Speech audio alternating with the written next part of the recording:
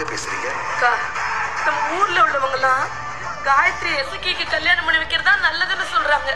அக்கா, இந்த பையன் நம்ம வீட்லயே வளர்ந்தவன்க்கா. அவனுக்கு போய் காயத்ரியை கல்யாணம் பண்ணி கொடுக்க யோசிக்கிறீங்களே? எடுத்தவங்க கவுத்தவனு முடிவு எடுக்க முடியாது. நீ கொஞ்சம் பொறுமையா இரு மகா. இதுக்கு மேல எப்படிங்க பொறுமையா இருக்க முடியும்? தாலி கட்ட போற நேரத்துல செய்ய ஓடி போயிட்டான். இன்னும் கொஞ்ச நேரத்துல முகூர்த்த நேரமே முடிஞ்சிடும். கழுத்துல தாலி ஏற வேண்டாமா? குறிச்ச நேரத்துக்குள்ள காயத்ரி கழுத்துல தாலி ஏறலன்னா அதுக்கப்புறம் இந்த ஊர்ல உள்ளவங்க எல்லாம் நம்ம காயத்ரிய பத்தி தப்பு தப்பா பேச ஆரம்பிச்சிருவாங்க. அதெல்லாம் நடக்கணும் நீங்க ஆசைப்படுறீங்களா? செடியன் ஓடி போன துக்கத்துல அவ இருக்கா. இப்ப போய் அவளை இசுக்கிக்கு கல்யாணம் பண்ணி வைக்கணும்னு சொல்றீங்க? இதெல்லாம் கொஞ்சம் கூட சரியே இல்ல. முதல்ல இந்த அதிர்ச்சியில இருந்து அவ வெளியில வரட்டும்.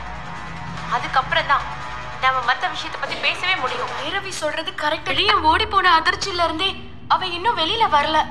அதுக்குள்ள இன்னொரு கல்யாணத்தை பத்தி பேச வேண்டாம். அவளை வற்புறுத்தாதீங்க.